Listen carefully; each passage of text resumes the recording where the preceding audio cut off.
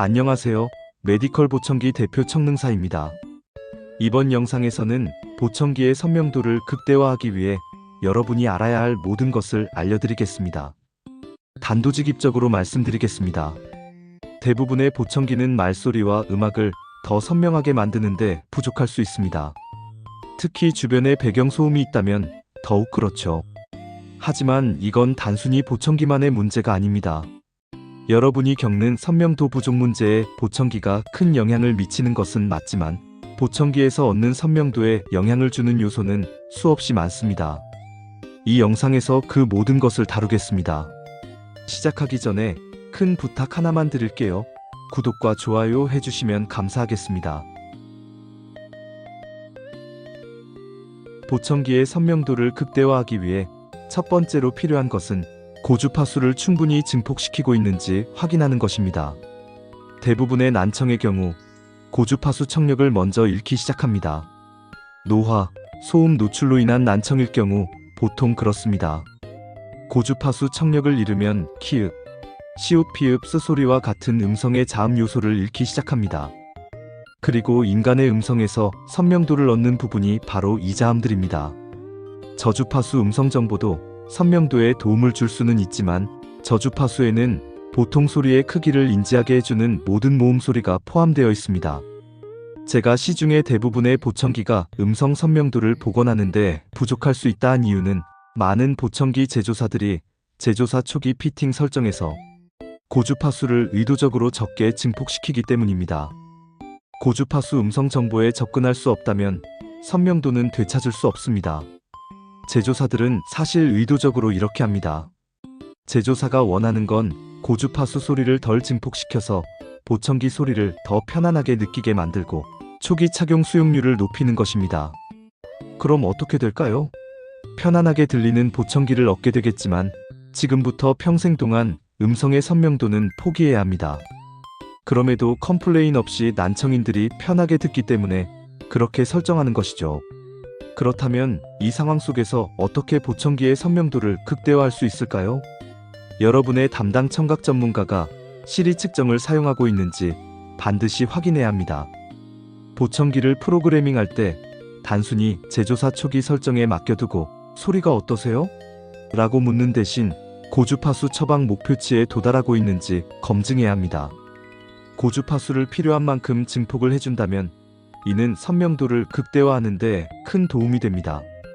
그리고 청각 전문가가 평균 크기의 음성, 큰 소리의 음성, 작은 소리의 음성에 대해 각각 시리 측정 검증을 수행하는 것이 매우 중요합니다. 그렇지 않으면 선명도 부족은 계속해서 문제가 될 것입니다. 자연스럽게 보청기에서 얻을 수 있는 선명도를 결정하는 두 번째 요소는 뭘까요? 바로 여러분의 보청기가 고주파수를 얼마나 잘 증폭하는가입니다.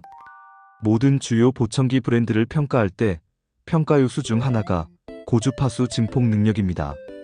세상의 대부분의 보청기는 피드백 문제 없이 4000Hz까지 소리를 증폭하는 것조차 버거워합니다. 참고로 피드백이란 소리가 귀 밖으로 새어나와 마이크로 다시 들어가면서 삐하는 소리를 유발하는 현상입니다.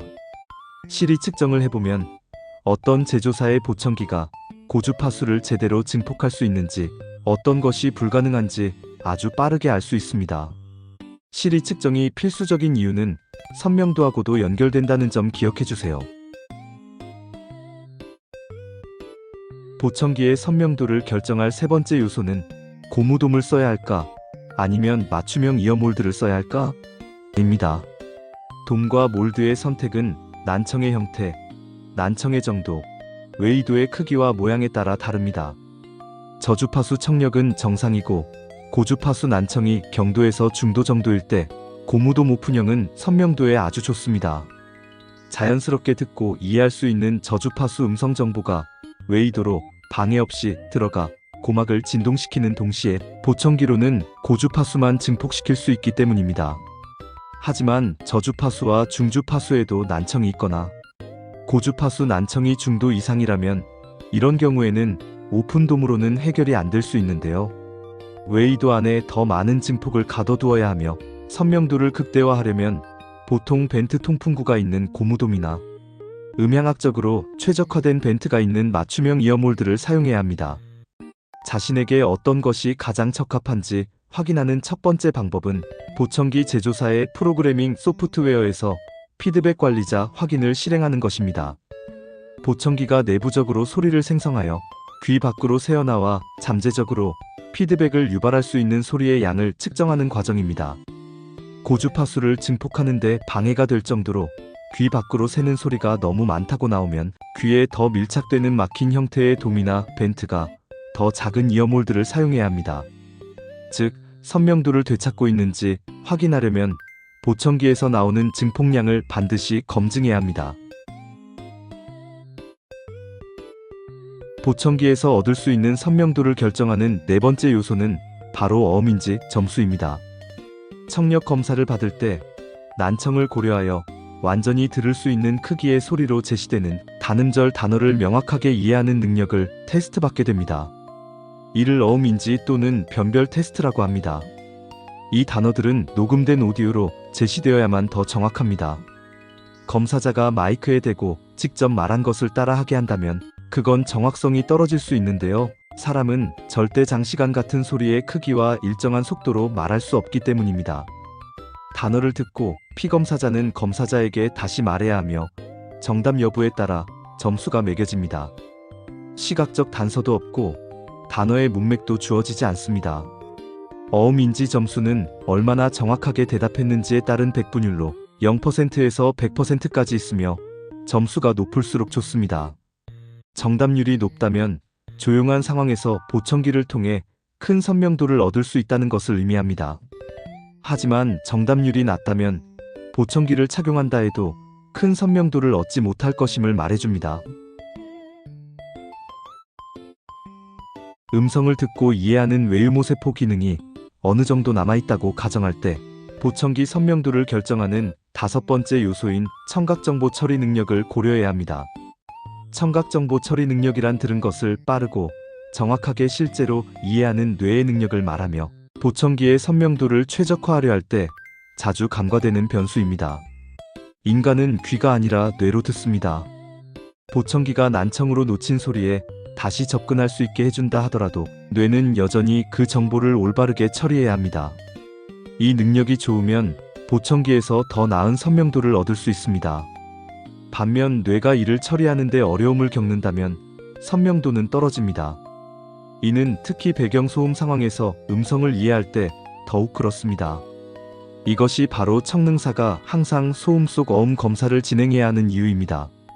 소음 속 어음 검사는 소음 속에서 말소리를 얼마나 잘 분리해내는지 측정하는 방법입니다. 누군가의 말을 이해하기 위해 배경소음과 말소리 사이에 얼마나 많은 간극이 필요한지 파악하는 것이죠. 어떤 사람은 말소리와 소음의 차이가 아주 조금만 있어도 되고 어떤 사람은 아주 큰 차이가 필요한데 후자의 경우 많은 분들이 청각정보 처리 능력에 문제를 가지고 있습니다. 이는 보청기로 제대로 증폭된 소리에서 충분한 이점을 얻어야 함에도 불구하고 정보를 제대로 퍼즐 맞추듯 조합하지 못한다는 뜻입니다. 이런 경우에는 청각 재활 훈련이 필요할 때가 많습니다. 말소리, 음악 또는 그 어떤 소리든 선명도를 극대화하고 싶다면 단순히 더 좋은 보청기를 사는 것만큼 간단한 문제가 아닙니다. 더 좋은 보청기가 선명도에 도움이 될까요? 당연하죠. 하지만 이 외에도 수많은 변수가 개입된다는 것을 이제 아셨을 겁니다. 오늘 영상이 마음에 드셨다면 구독과 좋아요 부탁드리고 다음 영상에서 뵙겠습니다.